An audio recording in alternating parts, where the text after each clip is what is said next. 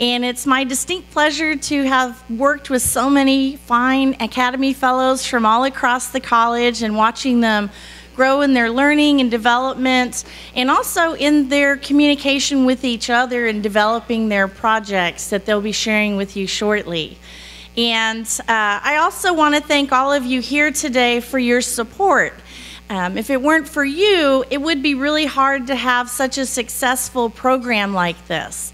So all of you mentors and supervisors, board members, administrators, family, friends, and colleagues that are here today, you're a really important part of helping make us such a success. You know, all together we are ACC, even if you work here or not. So thank you for being here, family and friends, and also for the rest of you as well and the support you give to our Academy Fellows. Let's give a round of applause to everyone here today.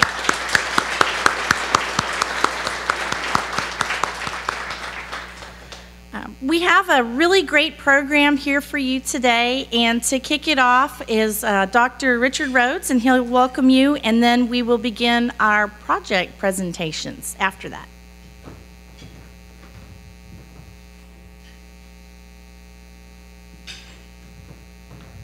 Good morning. Welcome. This is exciting. This is really a great time. This is one thing that I really look forward to throughout the year is the graduation exercise of the Leadership Academy, because what you do is in working in teams, you come back with great ideas and great recommendations on how we can improve the way that we deliver our services to our students and how we can help them be more successful. And so I want to say thank you for participating, first of all, in the Leadership Development Academy. And second of all, congratulations, you made it through in spite of some of the ropes courses and the painting with Peña exercises, and you made it, and congratulations. I want to say thank you for a couple of board members are here with us today. We've got the chairman of our board of trustees, Dr. Vic Villarreal.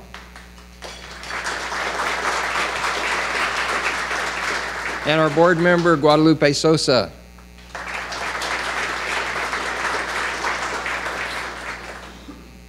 You know, it's, yesterday I had the opportunity to sit through something that Melissa Curtis put together for a group of faculty and staff and administrators from South Central Kentucky Community College. And they were visiting, they wanted to learn more about what's going on at ACC and about our successes. And they specifically wanted to learn more about certain things that are happening at ACC that are very exciting.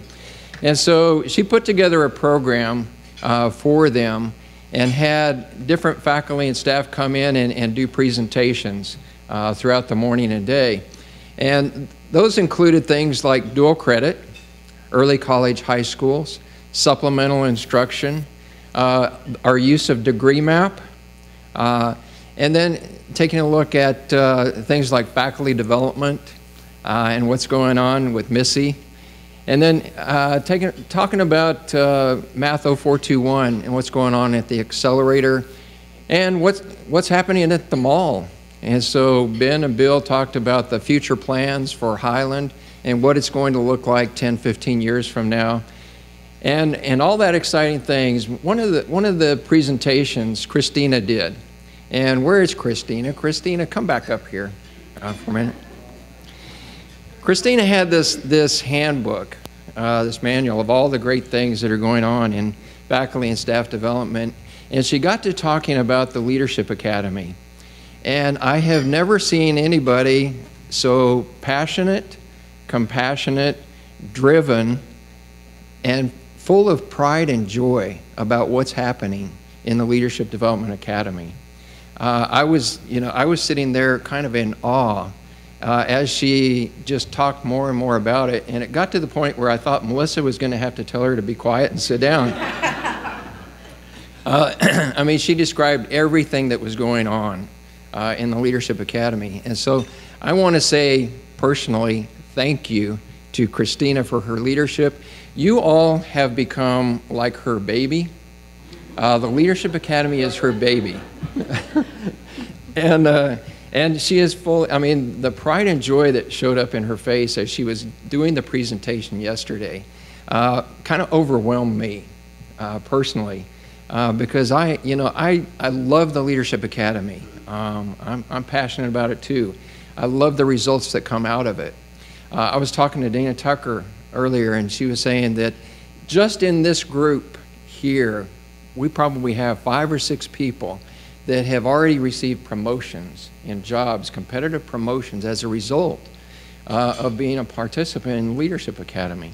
And if you go back and you take a look over history, over time, that's what we're trying to do. That's the purpose. It's to help give you the right skills, tool sets, knowledge and understanding, and desire to move up in our organization. We want to keep you, but if you do have opportunities elsewhere, like somebody in this audience, like Mary Hensley here, is going to be a college president here.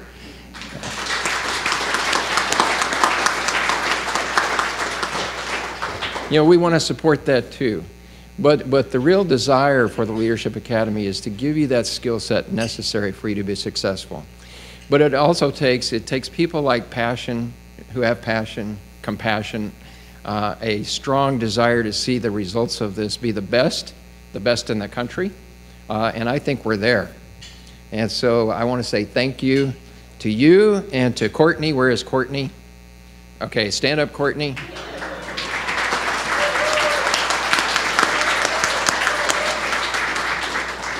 For making this a success, okay?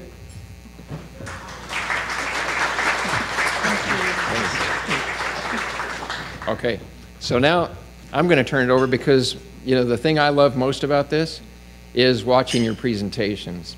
And I want to make sure none of you are nervous. I went around and talked to most of the tables, and, I know there was a little bit of nervousness there. It's not, just believe me, it's not nerves, it's adrenaline. It's just going to drive you. You'll do great, and I'm looking forward to it. So thank you, and have a great day. God bless you.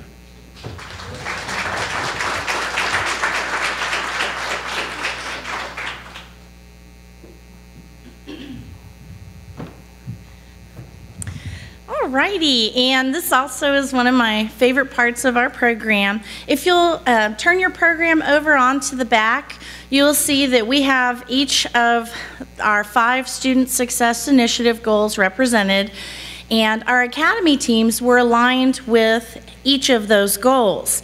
And they did a lot of extensive research, talking to different stakeholders across the college and brainstorming with each other and their mentors and other folks to come up with some of the ideas that they put together for you today. Now, each team will do a short presentation, and I will come up and announce each team, and then they will come up here. And we're going to go in order with Goal 1, increasing persistence, term to term and fall to fall. So Team Tenacious, if y'all will come on up.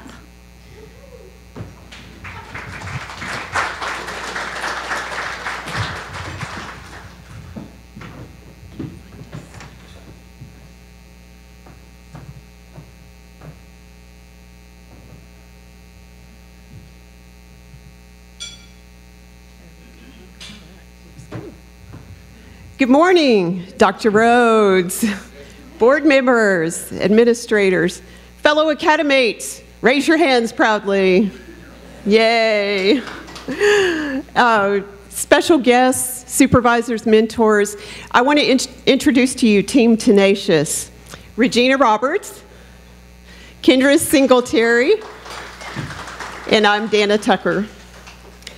And our goal was SSI goal number 1, increase persistence term to term and fall to fall. Research indicates that academic problems account for only 15% of student withdrawals. Students are more likely to leave higher ed for family responsibilities, financial troubles, personal reasons.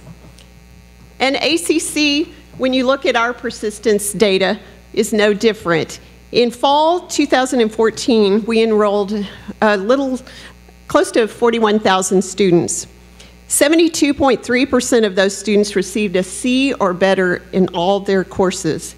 However, only 67.2% of those students enrolled in the next spring semester. So we took a look at this situation, and we have some ideas, and we'd like to share those with you. And our project is called Bridge to Success. At this point, I want to turn it over to Regina, and she's going to walk you through the pieces of this project. The Bridge to Success, start here, get there.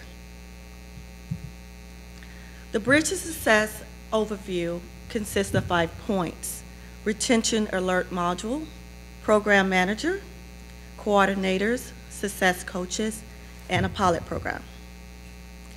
The retention alert module is a software-based program that is compatible with DataTel. It will be used by the faculty to open up a case on a student. Once a case is opened up on a student, an alert is sent to the program manager, and then an assigned coordinator would be assigned to the student.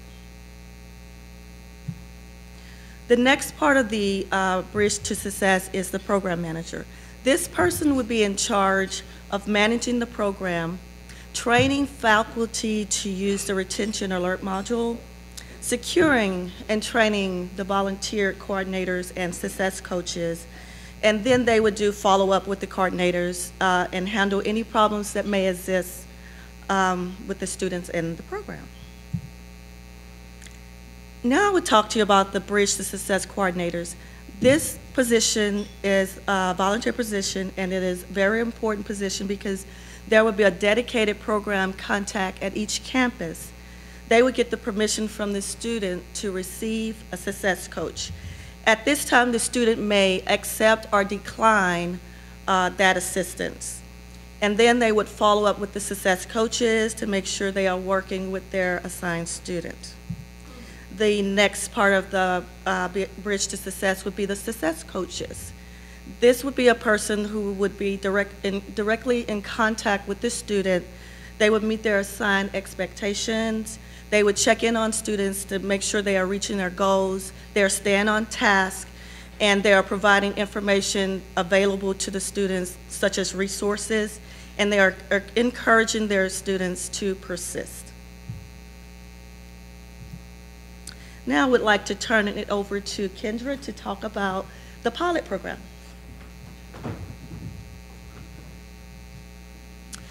So in looking at different research and trying to determine how to best go forward with implementing this pilot program, we took a look at a lot of different institutions that were comparable to ACC. We also looked at established programs within Austin Community College, and then we looked at community partners to kind of see and get a better feel for what they were doing to help increase persistence or help students with their successes in their academic goals. And with that, we decided that we should concentrate on doing a pilot program within the developmental writing department here at ACC. The ability to communicate thoughts and ideas in writing is critical for success in college. And now more than ever, we see that employers are really looking for students to come out with really strong writing skills, strong critical thinking skills, so they can keep up with the really rapid changing job trends. So with that and the points that I'll talk about with the developmental writing department at ACC, we thought this would be a great focus. So using some of that student data, but specifically looking at the developmental writing department, it is one of the smallest, or actually the smallest out of all 3 of the developmental departments at ACC. There were only 923 students enrolled in developmental writing courses in fall of 2014. But then only 63.2% of those students persisted from fall 2014 to spring 2015. With the developmental writing department, those are the lowest persistence rates that we have with all 3 of the developmental departments. And so really, this would be a great way with the small number of enrollment and the small faculty that's involved in that department to really research and get the data necessary to see how this program would work if it was piloted within that framework of a small department, and then going forward we could see if there was actually scalability to other departments or other areas at Austin Community College. So once it's implemented, what would program success look like for the Bridge to Success program? So faculty would be able to be proactive in their approach to helping students that are struggling. So before they fall through the cracks, before we lose them from the college, they would be able to open alert using that retention alert module and catch them to get them routed to the services that they need. And then coordinators and success coaches would be able to get volunteer experience, and then they would be able to foster servant leadership by helping out those students and getting that experience. And then we also believe that we'll get high evaluations from professors because they'll be able to reach out to students before they drop or withdraw from a course. Participating students, because maybe they'll be made aware of services, support center, learning lab, success, student supplemental instruction that they weren't aware of before. So they're gonna get the help that they need. And then coordinators and success coaches, once again, fostering that volunteer experience and that servant leadership mentality at ACC. And then of course, our end goal. We want persistence to increase for those targeted students. So overall, we saw this pilot program. This is what success would look like if this was implemented here at ACC. So with all of that said, thank you very much for listening to our presentation today. We know that this program implemented at ACC will help our students succeed and persist to the next semester. So who is ready to join us in building the bridge to success?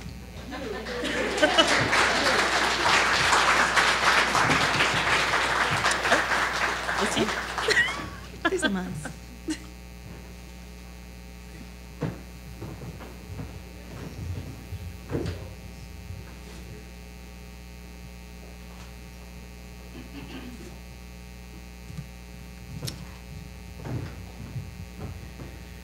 And I believe all of the groups have distributed some ancillary materials for you, and you should be able to determine which but groups you may want to mention them as well. Next, we're going to hear from Goal 2, a group called Learn, Rise, Succeed, and they're looking at completing developmental and adult education course progression to credit courses. And so if y'all will go ahead and come on up.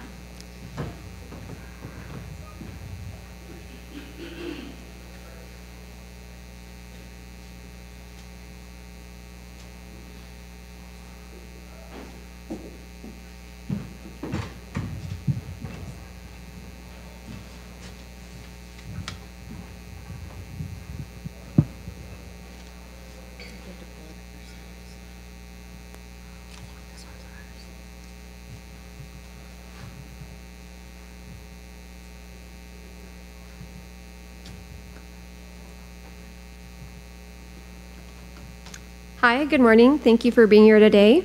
We are Team Learn, Rise, Succeed, and I have with me today Myra Guzman, Marcus Jackson, and Christina Lozano. My name is Stephanie Marquez, and we're here to talk to you about something very important to us, Student Success Initiative Goal 2, which is to complete developmental and adult education course progression to credit courses. And so we started looking for a solution by identifying the problem. We found that of the students who actually enroll in developmental education courses, 76% of those are enrolling, but only 33% of those after 2 years are actually completing that developmental education sequence. After 3 years, only 19.9% of those students are going to complete their gateway program. On the flip side of that, that means more than 80% of our students are not getting into their gateway course within a 3-year time frame.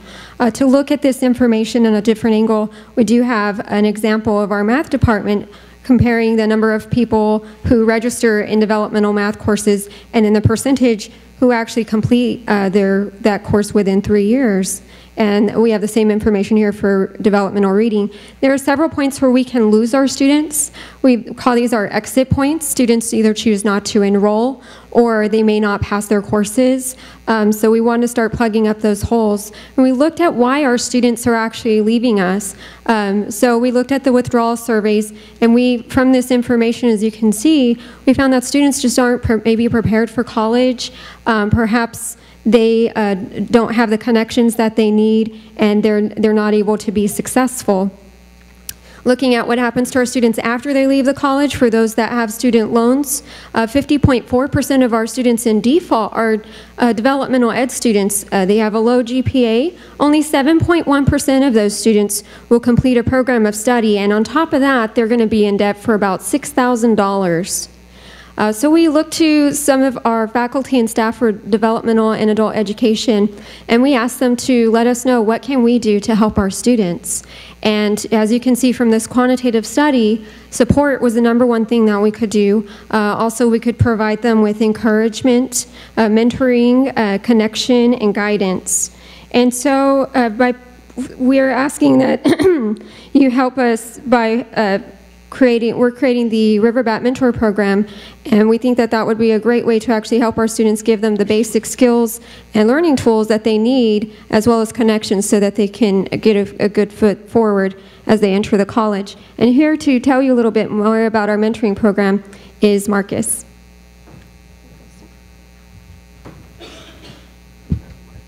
Hello. Thank you. Thank you, Stephanie. You saw the words support, encouragement, skills, guidance, connection. These are the words that popped out at us in our qualitative research. Add that to the quantitative data that we looked at across the college. You all saw the numbers that Stephanie talked about, and you've seen those numbers before. And triangulate that with other information that we get from the CESI and other studies and surveys around the college, and we'll see that those same words will appear again. We'll see that students need support, they need guidance, they need connection, they need encouragement, they need time. They need all these things from us as a college, and that was our conclusion. That's what we came up with. And our solution is the Riverbat Mentor Program. The Riverbat Mentor Program, as we think of it, has 3 components. The mentoring component, which connects students directly with faculty and staff across the college and administrators. The learning component, where students will have an opportunity to participate in a boot camp experience with other students and create sort of that cohort environment that is also beneficial to their success. And then the earning component, which is an incentive component, where students will be hopefully motivated when combined with the other components to help them progress and matriculate through the process. Purpose of the mentor program is to basically increase student retention and graduation through giving them mentoring experiences and support programs that we hope will support and encourage their academic excellence, their self-esteem, and personal growth. Basically, what we're talking about is, we know developmental education programs, departments, reading, writing, math, they provide students with a lot of academic support, but what we're looking at is non-academic support, the psychosocial support that's necessary in a lot of ways for students to develop. So, as my mentor, Ben Farrell, said, we want to surround students with support. We want to wrap them in support and help guide them through the process, and that's what it's all about. So the mentor component, that's what I'm going to focus on, and Myra and Christina will focus on the other 2 after that. The mentor component, who's going to be responsible for this? Whose job is this? I know that's the question that you're asking, right? In your mind, right? What we're proposing is the creation of a new position called a mentor coordinator. This person would be responsible for managing the volunteer mentors that will be coming from throughout the college, coordinating the boot camps and the learning sessions that students will be gathering in throughout the year, and monitoring the progress of students, and ensuring that they have a quality experience throughout the process. That will be their assigned, and of course all other duties as assigned, right? The volunteer mentors will be volunteers from across the college. They will, what is the benefit basically of being a mentor? You're going to be giving a service to the community, the intrinsic value of knowing that you have given back, and also the gratification of knowing that you've helped the student success, in their success in reaching their goals. And if that's not enough, you also get the experience on your resume, and we will have a special recognition of the mentors throughout the college at General Assembly. This is our hope. And we would like to invite the mentors to a special appreciation luncheon when this is all over. So the basic overall purpose for the mentoring component is to connect for success. We want students to be able to connect with the college in a meaningful way, with the faculty, staff, and administrators, with other students, to hopefully help them navigate these treacherous waters that they may experience as they sail on their way to their dreams. So next we have Myra to talk to you about the boot camp component. Thank you, Marcus. So for the learning component, we have come up with the idea of having a Riverbat boot camp. And this boot camp will actually be pre-semester, before classes actually start, so that they can meet with their mentors, they can meet peers who that they can form study groups with in the future, and then also we'll be able to have them go through time management skills and study skills, such as creating like a weekly agenda. What is your work schedule? What is your class schedule? And when are you going to take time out to study, so that they have a full understanding of what it's going to take to be successful in college classes. On top of that, we'll also show them how to negotiate the ACC system, how to set up the ACC email if they haven't done that already, making sure their email's forwarded to their personal email so that they're not missing any communication with the college or their professors, how to use Blackboard, which we'll also use with our incentive program later, learning about student services, and then also learning about the Learning Lab and all the resources the Learning Lab has, like old tests that can be beneficial to them, as well as the library tours, how to check out reserves, things like that. And also on top of that, meeting SI leaders who have already transitioned into core classes so that they can have someone to look to who's been in their place and has moved forward into core credit classes. Also, a part of the coordinators thing will be to have these monthly meetings, and in the monthly meetings, we'll have them socialize for success. They will be able to continue each month. They'll have an academic theme which will dovetail into the study skills class that ACC will be implementing in the fall.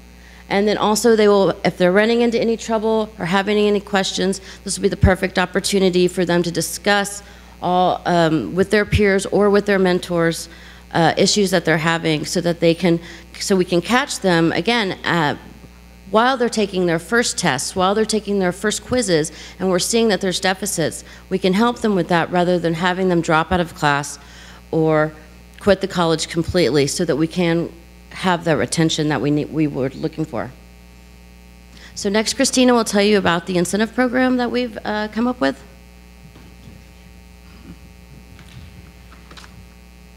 What are the students going to learn and earn on this program? There are going to be student incentives for their participation. It will reinforce their good habits. Students will stay involved, and it's going to help the students set their goals. They're going to be able to track their progress. How are the students going to earn points? They could earn points by attending events on this program, by meeting with a mentor, by joining study groups, and by using the Learning Lab. And they can watch their points grow on Blackboard. At the end of the semester, the students are going to be able to change their points for tickets for a raffle, and the prizes that they could win are iPads, laptops, gift certificates to local restaurants and stores, and t-shirts and more. Overall, the Learn and Earn program is going to help the students realize the value of setting goals and the rewards. And now I'm going to turn it over to Stephanie for an overview of the Riverbat Mentor Program.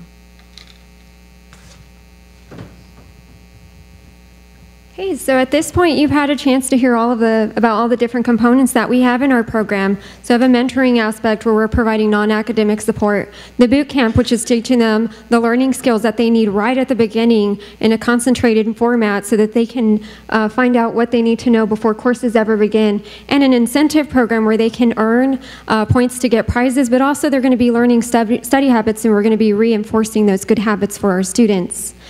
Just to take a quick look at our budgetary component, it costs between $50,000 to $58,000 for this program and would help about 400 students per year.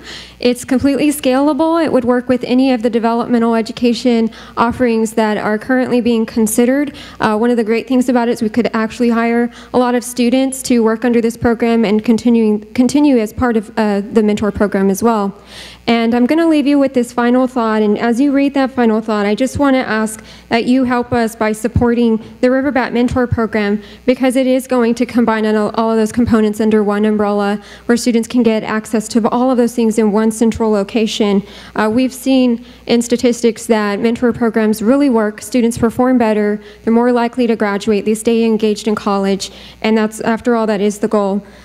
So at this point, I would like to open up the floor for any questions that you might have. Of course, if you don't have any, that's fine too. Any questions? All right, thank you so much. Appreciate it.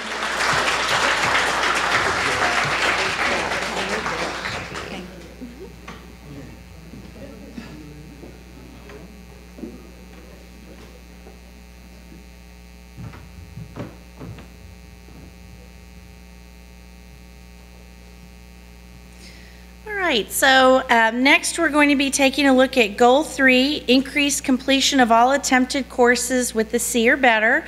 And Team C for success, if you guys will head on up.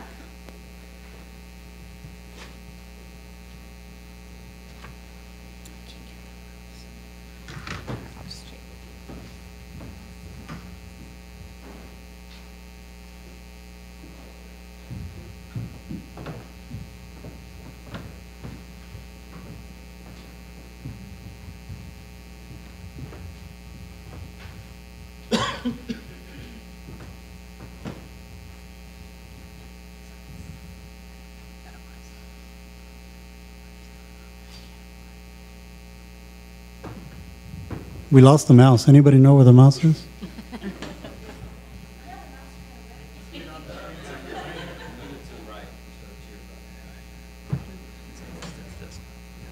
on the desktop. Oh, the slide was hiding.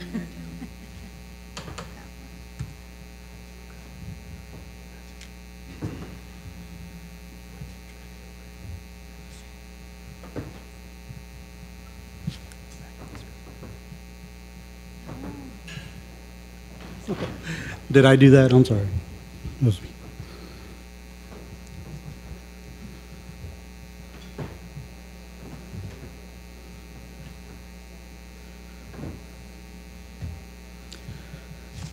Araseo, chapseo, cha. Buenos dias, bienvenidos. Good morning and welcome. All right. Is that pretty good? Yeah. All right, you know what? I messed that up. That was Korean, by the way, in the first part. And I think I just told you all to come and eat and go to sleep. Okay, that explains a lot at home. So my wife is Asian, I'm Hispanic, and we got a bunch of little Hispasians running around. And when I say buenas noches, a dormir, they go to bed. But when I say chapseo, they all end up in the kitchen. So that means come and eat. All right, I get it now. Okay. I figured it out. It should work now going forward. All right, so I've got two percentages up here, and I'm going to ask you all real quickly, which one of these represents the number of students that do not successfully complete a class with the C or better? 30, that's correct. According to OIEA, ACC's OIEA office, over 30% of our students do not complete a class with the C or better. This number represents the number of students according to a survey by the Community College of Survey Student Engagement conducted on ACC students that was released in 2015. This number represents the number of students that said somebody from ACC reached out to me when I began to show at-risk behaviors, behaviors that led to not successfully completing the class. So our team up here strongly believes that we can do much better. Okay? And one of the common themes that Dr. Cook presented in his alignment for ACC for 2014-2016 talked about student success, but we needed to do some internal improvements in the way we do things at ACC. And one of the strategies for that was strengthening the communication with our internal parties, our internal customers, if you will.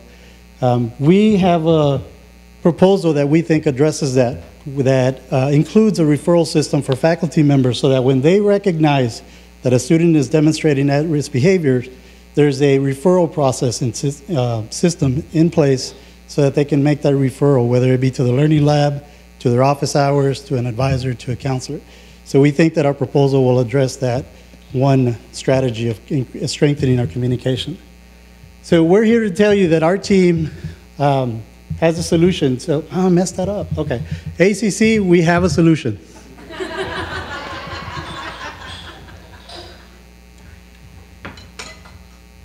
Good morning.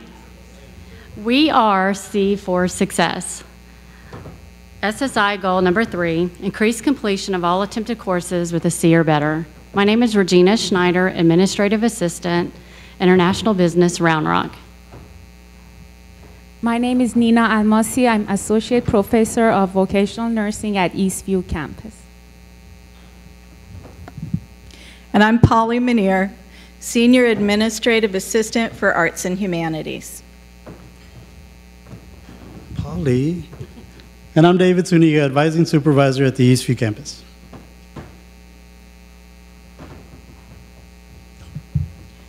Maybe you shouldn't go after me. I know. Now you tell me. So our team has identified 4 practices that we believe ACC should adopt in order to help students succeed in their courses with a C or better. The first is to use text messaging. This way we can communicate quickly and efficiently with students about resources available and deadlines that are coming up. The second is to form a think tank that combines faculty, advisors, and counselors to work together on implementing student success best practices. The third is an early alert system through which faculty, advisors, and counselors can help guide students through the rough patches they may experience. And the fourth is to create an intervention process so that we can help students get back on track when they've had a rough semester. Regina? Thank you, Polly. So the first step of our plan is informational text messages, similar to public service announcements. We've appropriately named them Did You Know? This concept is taken from the More You Know PSAs that many of us grew up with. How many of y'all remember those? These informational text messages will inform students throughout the semester of the many available resources designed to help them succeed. Let's take a look at a few examples. This first one talks about how advisors and counselors can assist students throughout their educational journey at ACC. The second one encourages students to meet with their instructors during office hours for additional help and guidance. And this final one informs students about our exceptional learning labs and tutorial services available at no cost. Other types of text messages might include registration, payment, financial aid deadlines, as well as final withdrawal dates. We recognize that texting is the preferred method of communication among students, and we should all be taking advantage of and using today's technology in a way that's both identifiable and beneficial to ACC students. Nina? Thank you, Regina. The second step to our plan would be the creation of a faculty, advisor, and counselor think tank. This would be a collaborative effort that would combine the skill sets of our faculty, advisor, and counselors and would hopefully generate buy-in as it progresses. This think tank would be student-centered and based on best practices. For example, some of the best practices that are out there for early alerts speak to the fact that in order for early alert systems to be effective, they need to be proactive in nature, they need to be planned by faculty, and there needs to be more than one point of contact with the student. As we know, it is all about the connection that the student feels with the college. We believe that now is a perfect time to embed this think tank into our guided pathways at the college. So we sent out a survey to all our full-time faculty and advisors and counselors, over 620 people, and we got about 237 responses back. That gave us a 38% response rate, which is pretty impressive, we think. And we asked 3 questions. The first question we asked was that, would you be willing to serve as a member on such a think tank? And we decided to focus on the 38%. We believe that this number is actually a great starting point, and we do realize that buy-in might be a challenge, but we have a good starting point to engage our faculty, advisors, and staff. The second question we asked was that, how effective is ACC's current early alert system? And as you can see, over 50% didn't know or didn't believe the current ACC's early alert system to be effective. Now let's talk a little bit about what we have as far as an early alert system here at ACC. From a faculty perspective, as we know, the majority of faculty here at ACC use Blackboard to some extent in their courses. And one of the key features on Blackboard is the retention center that allows the faculty to set triggers, if you will. For example, decrease participation by a student or a decrease in grades. And once that alert is noticed by the faculty can send an immediate email to the student. Now, one of the problems with this system, we think, is that it does not allow for advisors or counselors to be engaged in this conversation. It is only faculty-led and faculty-run, and we believe that counter affects the collaborative approach that we're looking for. So that is the problem with Retention Center at Blackboard. Now David is going to talk about the other component of early alert here, which is the academic progress policy. That's correct. Currently, the academic standard of progress does have an early alert system, and you can see up there that happens when the student falls below the 2.0 GPA or completes less than 50%. There are 2 components to this early alert system. The first one is an email to their secured email account. The second is an intervention piece, but if you can or cannot read up there, the intervention piece says we encourage you to meet with a counselor. There is nothing that says go and meet with the counselor, that there is a hold on your record. You must go and meet with the counselor. So even though we have something in place, this probably leads to the reason why the early alert system, by many of us, feel it's not as effective as it can be.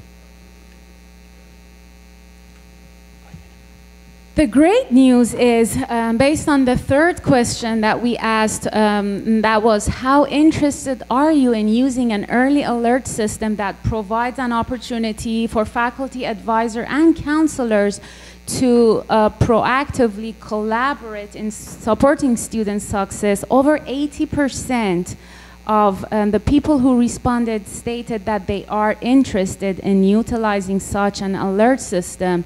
And in addition to this finding, we also spoke with many stakeholders across the college, and they were overwhelmingly in support of having such an early alert system. Polly? So the great news is that we already know faculty, advisors, and counselors are interested in using an early alert system. We also know that many students skipping a class or not turning in an assignment can mean the difference between completing a course and getting a passing grade and failing that course.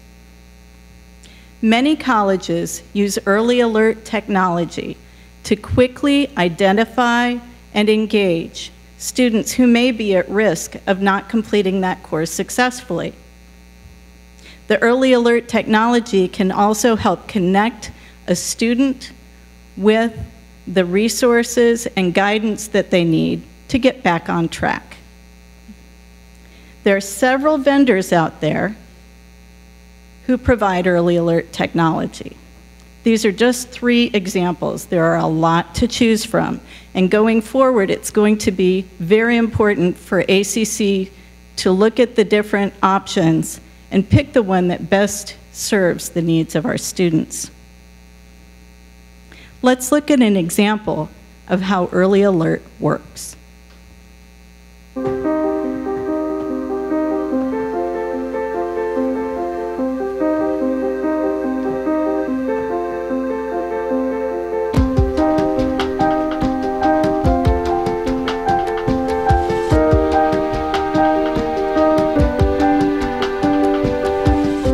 Students have it in them to succeed, but all students face challenges sometimes.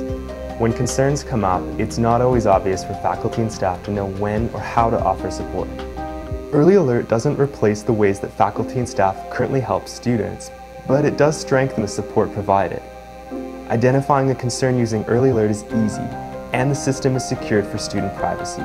Trained advisors review concerns and coordinate outreach to students.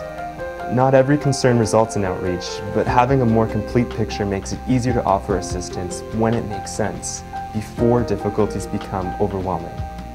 Everyone has a role to play in helping students succeed. With earlier support, students can get back on track sooner and with more confidence.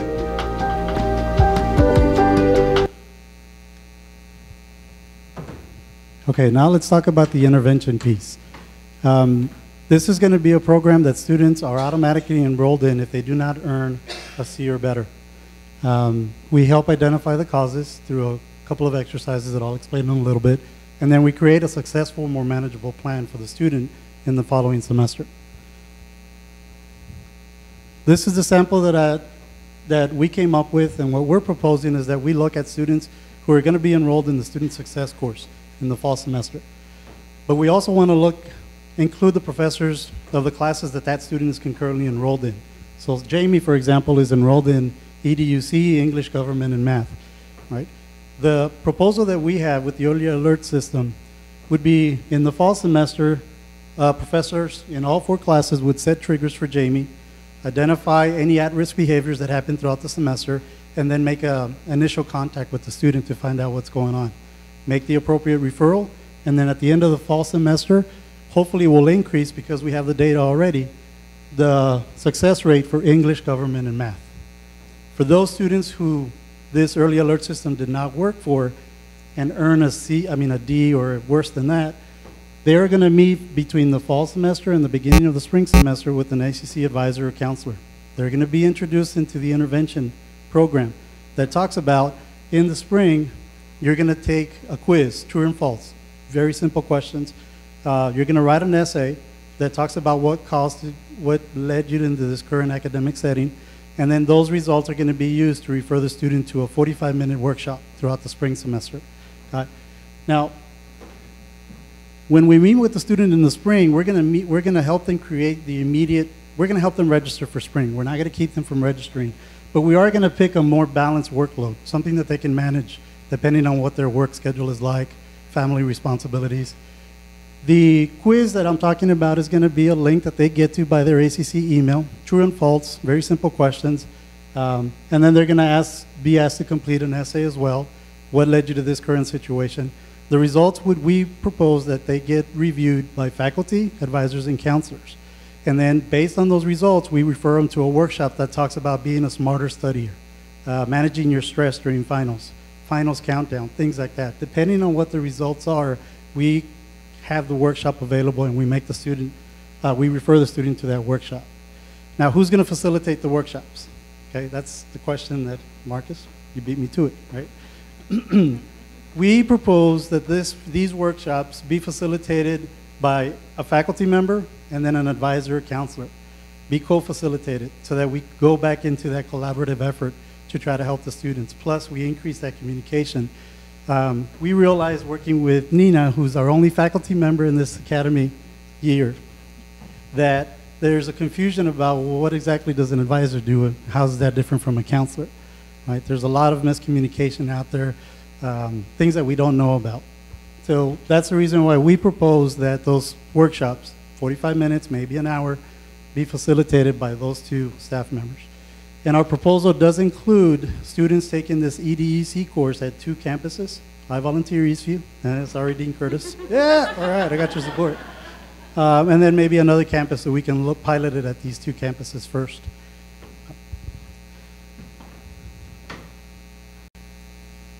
Okay, so we all know, at least up here, we're all in the same boat, that we feel the responsibility of helping a student succeed falls on many of us, not just the faculty member, and not just the advisors and counselors.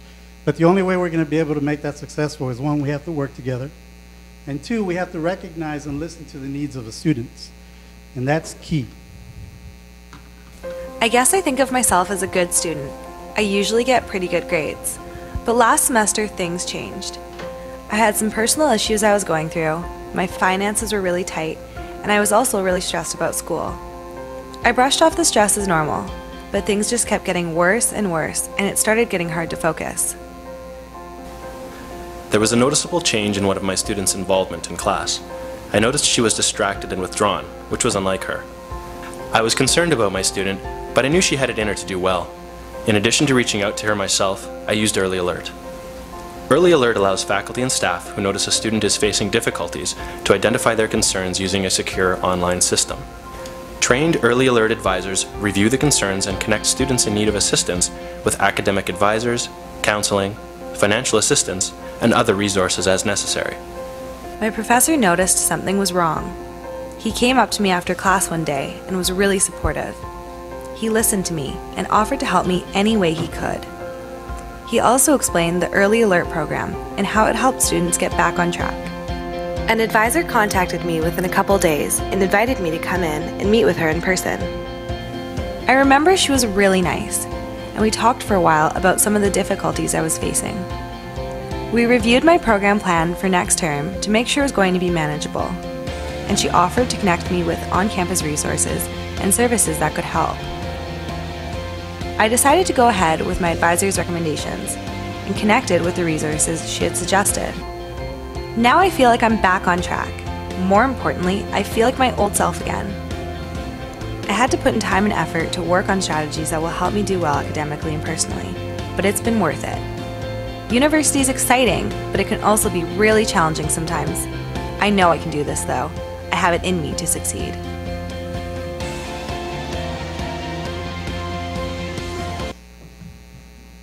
Together, we can succeed.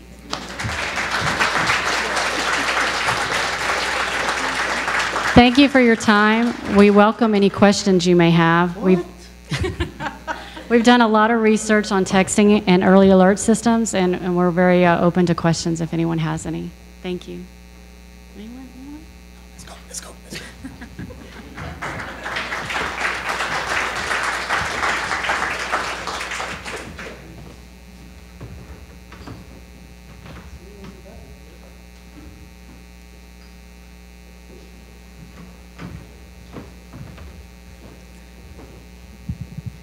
All right, next we were going to hear from Goal 4, which is to increase degree and certificate graduates and transfer rates. And so Team ClearPath, come on up.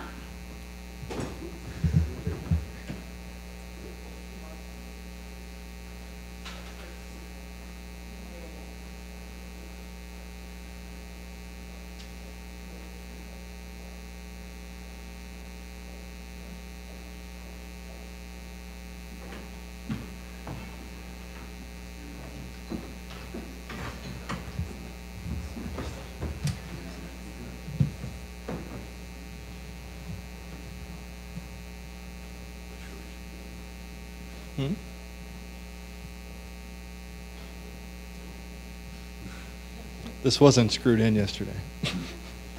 There we go.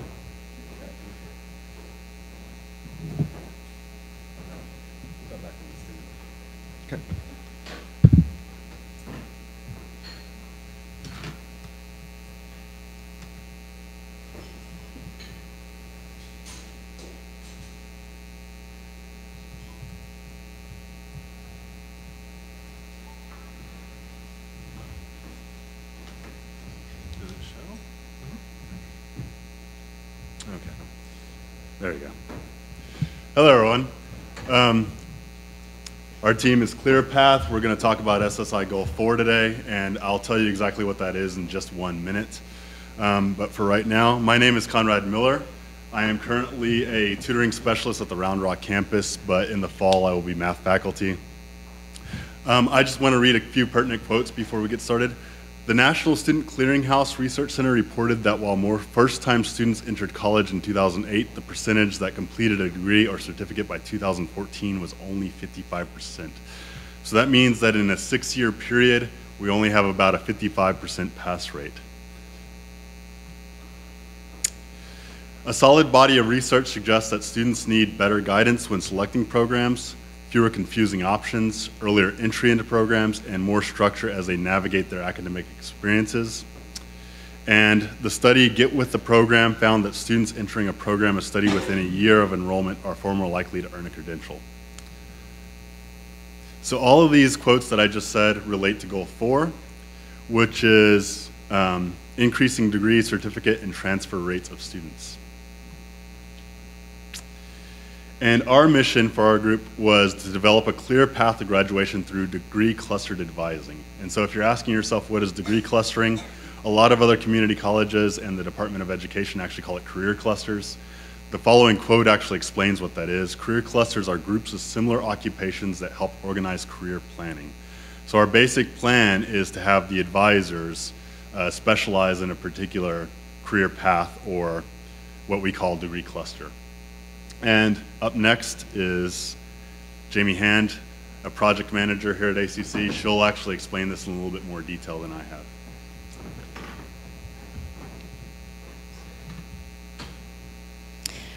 Research has shown that the sooner a student selects a degree path, the more likely they are to continue through completion. For example, at Houston Community College, declaring a degree early has had the largest positive impact on African American males.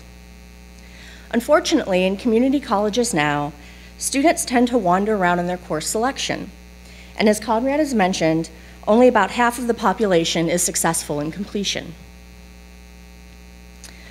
What we're proposing is to transition advisors to advise only a dedicated degree path and not the entire course schedule. Advising would be broken down into clusters by dean areas, which at ACC we have 8. How we aim to do this is to group all of our campuses in the district into 3 geographic regions. Degree clustering is starting to be used by several community colleges across the US. Miami-Dade, the largest community college, has even begun to use this already. And how can this change help our students and our advisors? Right now, we expect our advisors to be fully educated on all of ACC's 150 plus degrees. By having advisors focus on a cluster of degrees, as opposed to the entire span of degree options, we hope to keep them more up to date with changes that occur. And students would see the same small team of advisors, which would help them to build relationships. And as we know, stronger relationships improve completion. Thank you, Jamie. As you see on this map, as something Jamie had already mentioned, not only were we looking at having advisors specialize in a particular degree cluster, but we want to separate the entire ACC district into 3 regions, North, South, and Central. And you'll see that the North region is in, I guess I call it red, some people call it orange. The Central region is in green, and the South region is in blue. You might see a few things on here that seem a little anti-intuitive, like Northridge being in the Central region. But we have Keely next, who will tell you, there you go, a little bit more about why we chose this. So Keely Mosley, Senior Programmer Analyst at ACC. Good morning. So let's talk data.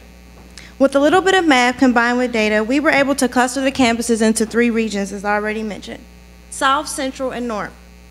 The regions were structured based off of the number of advising sessions. We created an Informa report and extracted the data entered into the system from August 2014 until May 2015. There were a little over 80,000 advising sessions over that time of period. So we grouped the campuses by the highest volume of campus for each region. As you can see, the Round Rock is our highest, Northridge is our highest number of sessions, followed by Round Rock, and then Riverside. Notice that the North region has the lowest number of sessions. However, we did this intentionally to account for the new campus opening in Leander and the expansion for Round Rock. Next slide. I don't have a clicker. Oh, here it is. Okay, sorry. This chart here shows the even distribution of all the different 3 regions. The 5.66% represents the number of campuses not entered in the system from an advisor.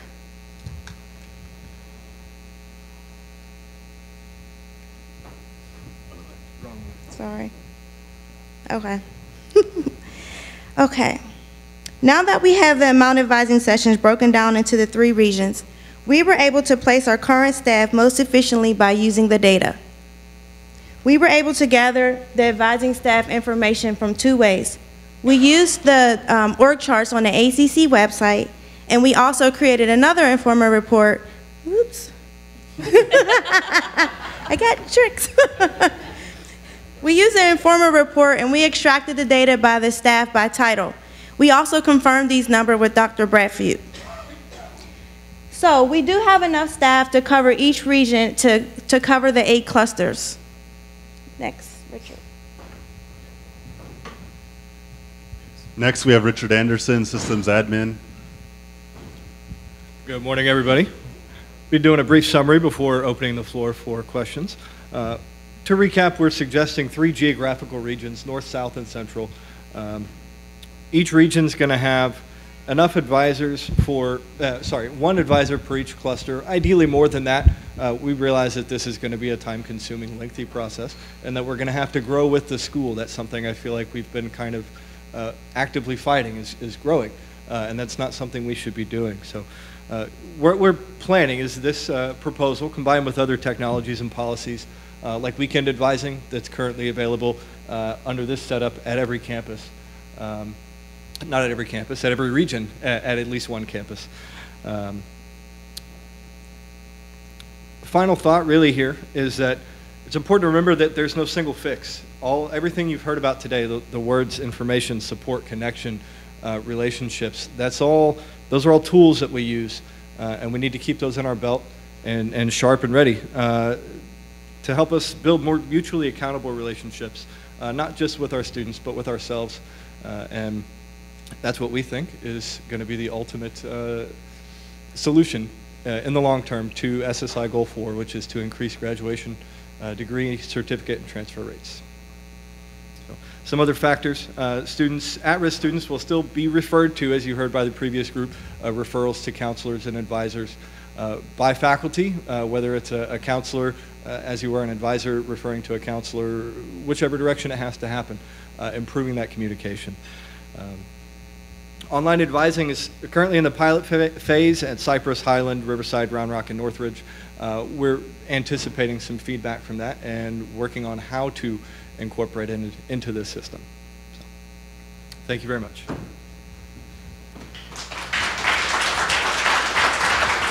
Any questions?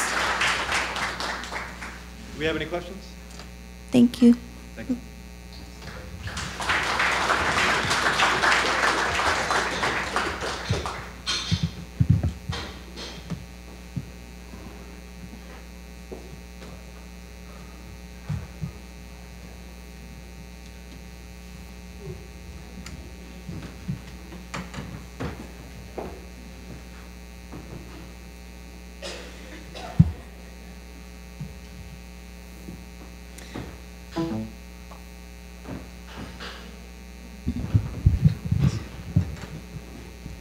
Alrighty, and last we are going to hear from the group representing Goal 5, which is to increase success equity across all racial, ethnic, gender, and income groups.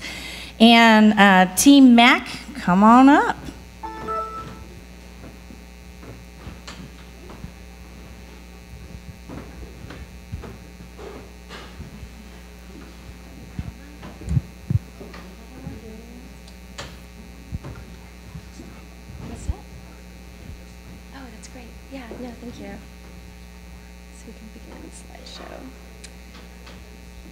Good morning, everyone.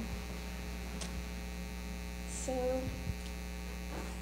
all right, Austin, we are no stranger to #1 rankings. Earlier this year, we became #1 for wildlife. Oh, can you not hear me in the back? I'm sorry. Hello, I guess this is better. So earlier this year, we became #1 for wildlife, #1 for the tech industry, and number 1 for economic segregation. We are the only major metropolitan area with a shrinking African American population. Gentrification and the affordable housing crisis is pushing low-income Austinites to the fringes of our city. Low-income youth in Travis County have about a 1 in 8 chance of completing college within 6 years of high school graduation. When addressing the Texas Business Association last November, the coordinating board stated that the evidence now shows that the original 2015 Closing the Gap goals were nowhere nearly ambitious enough.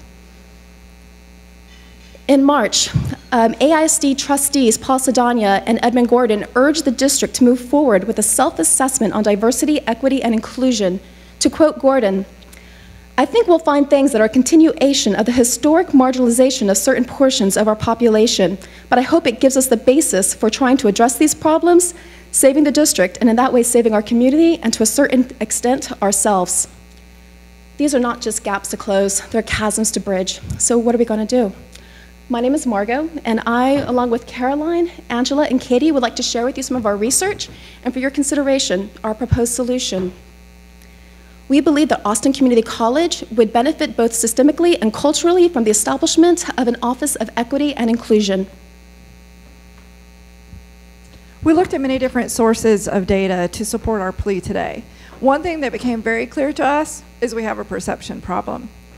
In this student engagement survey, it showed that our faculty, they're confident in the fact that students are engaging in diverse conversations and developmental interactions outside of the classroom. As you can see, our students reported very little of this. Another report focusing on men of color at ACC showed us that current solutions are not adequate, and we need to really be focusing on cultural competence and diversity here at ACC. The Achieve the Dream report of 2015 also reported that Asian and white students are transferring at the highest rates, and black students in cohorts have decreased from 11% to 7% over the last 6 years. In the fall, we sent out a survey to all of the students at ACC, it was a voluntary survey, to assess the campus climate for the LGBTQ community. In that survey, we received nearly 2,000 responses. That's one of the highest rates of a voluntary survey we've ever had at ACC. In that survey, students, over 40% of students reported that they weren't sure if our faculty and staff were LGBTQ friendly. More disturbing than that is that the students reported 156 incidences of abuse, discrimination, or harassment across 7 campuses here at ACC. When asked what types of services should be provided for the LGBTQ community here at ACC, this was a student response.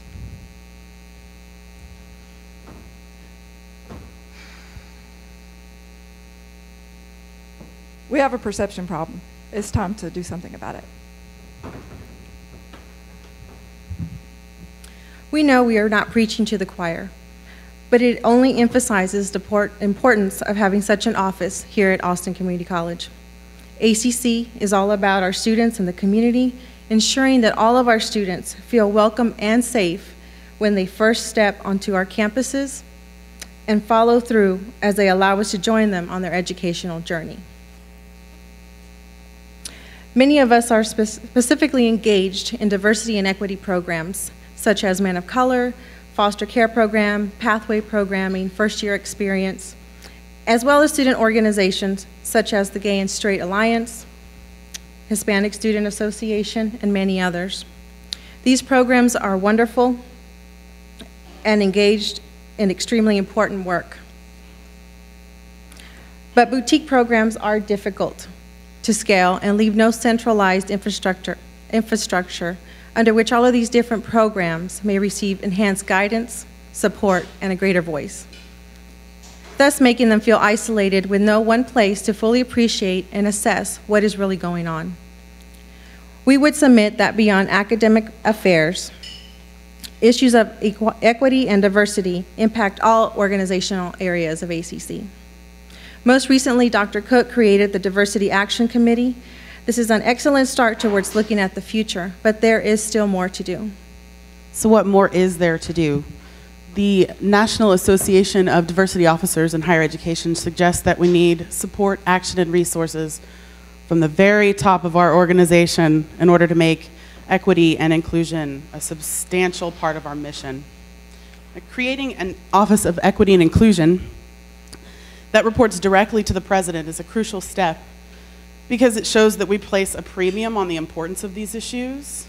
It'll help us better serve our most vulnerable populations, and it will improve campus climate for students, faculty, and staff. Now, our mission and vision statements show an increased focus on inclusivity, but the creation of an Office of Equity and Inclusion would push us further to meet our objectives and produce outcomes like increases in persistence, completion, and graduation. Eventually, we would love to see ACC become a nationally recognized model for our efforts to promote equity and inclusion. We envision this office headed by a high-ranking administrator with the dual title of Chief Diversity Officer, or CDO. The role of the CDO is to lead the challenge to create better practices, policies, and programs with respect to equity and inclusion.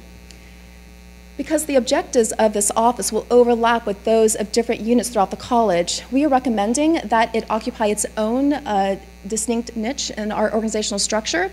We also recommend that the CDO be a member of the president's leadership team and to be an integral part of shared governance structure. Research has shown that the effectiveness and impact of a CDO strongly correlates with their perceived level of influence within our organization and the amount of support they receive from the administration. Some of the key objectives that this office would be engaged in would be assessing campus climate, identifying areas for growth, and creating a strategic plan, informing and evolving units college-wide on best practices and compliance, creating and facilitating education, training, and engagement opportunities, and to provide guidance and support to existing programs and new programs. These objectives support and enhance specific strategies within the aligned strategic plans. Additional aspects that are supported by this would be our desire to strengthen communications and networks with internal audiences and external partners, to plan for a diverse faculty and administration, increase enrollment and recruitment of international students, and to improve upon the first-year experience. Now, we aren't the only group at ACC to come to the conclusion that the college would benefit from creating such an office. Both the Unifying Cultural and Diversity Initiatives at ACC retreat last fall and the Cultural Competence Work Group both suggested that we would benefit from establishing an Office of Equity and Inclusion. And there's also external data to support our claim. Take Valencia Community College in Orlando, Florida, for example. They've established a task force that works directly with their vice president of HR and diversity, and they're seeing some of the outcomes we're looking for. They've seen increases in, hold on. They've seen increases in student retention and their enrollment goals, and student retention rates have increased across all races and genders. What we are asking you to do is not going to be without challenges. Based on research conducted by the National Association of Diversity Officers in Higher Education, the CDO should have access to senior leaders and interact closely with decision makers and take part in key meetings. This allows diversity priorities to be on the forefront of conversations. The Office of Equity and Inclusion will involve an investment of resources. Allocating adequate staff in order for the office to be successful is absolutely crucial. This will allow the CDO to focus on a broader array of responsibilities, such as efforts for faculty recruitment, retention, grant writing, community outreach, and academic success. We would ideally like to see a space carved out at the Highland campus for meeting and networking. In addition, the office will need a modest budget for programs and initiatives. Okay, here at ACC, we pride ourselves on being a catalyst for social equity. It's a part of our vision statement. We say on our website that we have an Office of Diversity. Well, we don't actually have one. So what that says to us, or says to us as a group, what it says to us is that we think it's important enough to appear to have this office, but not important enough to actually have that office. Our college is doing a lot of great work. We have this new committee that Dr. Cook has put in place. We've had the Cultural Competence Work Group that's been in place for 3 years. There are individuals and teams and committees and departments all over the college doing a lot of things in this area. But what we're asking is for the college to make a statement through actions by creating this office to say we publicly, as an institution, and not a bunch of individuals and teams around the college, to say we support all students, all faculty, and all staff. We think creating this office is the first major step in saying that publicly to our students. Oops. So we have more information that we'd love to share with you, but there's no time for that. So we do have a website that you can go to learn a little bit more about our research and more details about this proposed project. There are some inspirational bookmarks that we've put on your tables. And so in the back of this is the URL for this website, so we welcome you to visit it. And you can also contact us directly through the website should you have any questions. Do we have any questions at this time?